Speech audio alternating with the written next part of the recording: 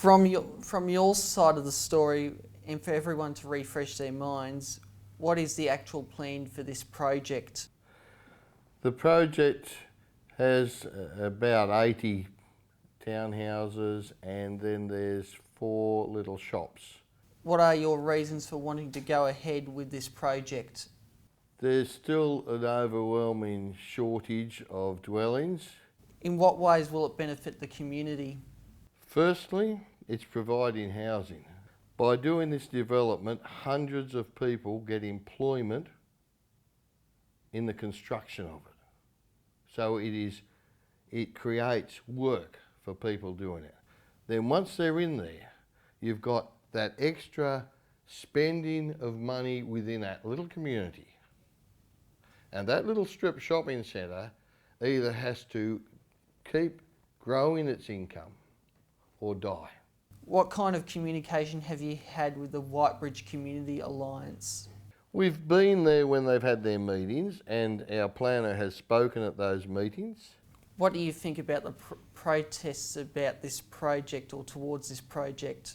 When it's finished, everybody will wonder what the fuss was about. The other thing to bear in mind is that nobody is going to be compelled to live there. What issues have you had in trying to get this project through and to get it up and running?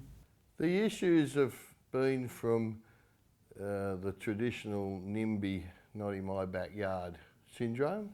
And then of course you get the people that get into it as a crusade.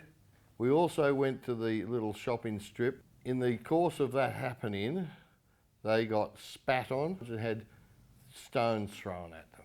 Now what's happened at Whitebridge is the council approved an LEP and DCP that we 100% comply with, 100%. We put the application into council, but because the value of the project's over 20 million, council is not the determining authority. The Joint Regional Planning Panel then becomes the determining authority. It's taken out of council's hands. Has Lake Macquarie City Council been helpful throughout this situation? The staff have been totally professional. The council laws, of course, the mayor and the council laws, we have an entitlement to lodge a DA. Before it was even assessed, they rejected it. They denied us the natural justice. Has the Joint Regional Planning Panel been of help throughout this process? Well, they haven't met to deliberate on this matter yet, to give their determination.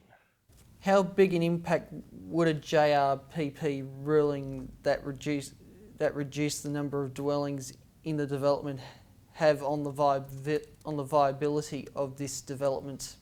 The viability for half the number is not necessarily in question. If you build half the number of houses though, there's half the amount of work for the building industry. What do you think the JRPP's final decision will be? I don't know. What do you think is the best way to solve this issue?